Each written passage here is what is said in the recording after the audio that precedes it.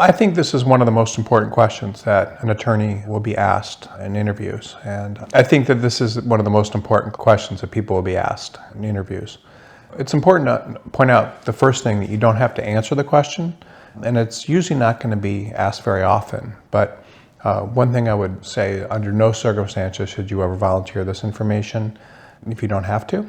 And the problem is if you are asked this question, you're often going to look bad if you don't answer it. Not answering yes can give the impression that you're going to hide the ball.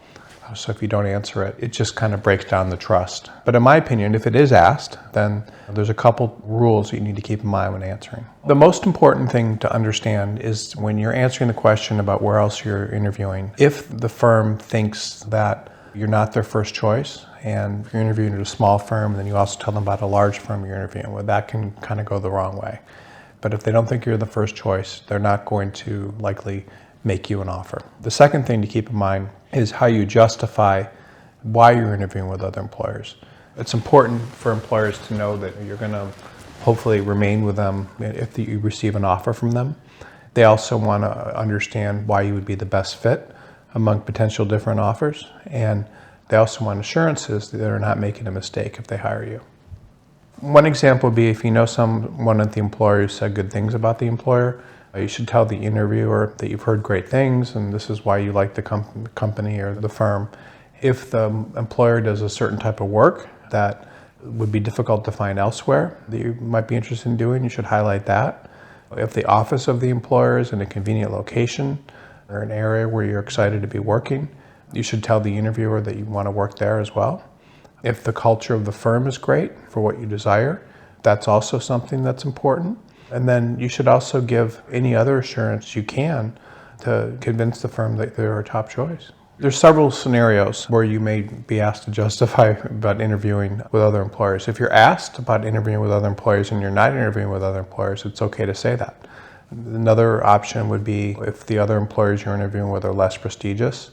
That's another scenario. And then the third scenario would be you may be interviewing with a mix of more or less prestigious employers. If the candidate's not interviewing with any other employers, they should tell the interviewer that they're not. If you're just starting the interviewer process, though, you should make sure the interviewer knows that, because they don't want to feel like you've been at your job search for a while and this is the only interview you've had. So you want to just tell them, you've just started the job search and this is my first interview. If you're making a lateral move and you're already employed, it's perfectly acceptable to tell the firm that you haven't interviewed with any others. You should tell them that I'm only interested in this particular opportunity, and you should have reasons why you're interested in, and basically you want to tell the employer that they're a perfect fit for your interests and what you're looking to do. Firms like to hear that because it makes it look like you're loyal to your current employer and you wouldn't leave unless something looked much better. It lets the employer know that if they give you an offer, you're likely to take it. And it also lets the employer know that if they make you an offer, there's not someone else to compete in the background. If the candidates' interviews are exclusively with less prestigious employers, there's several positives to admitting this. The employer will know that if you're the most prestigious person they're interviewing with, that if they make you an offer, you'll likely accept it.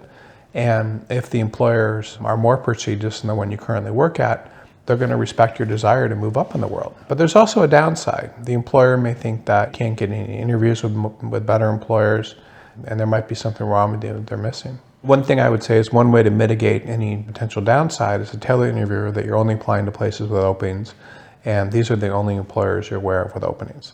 And that's a good way of handling it.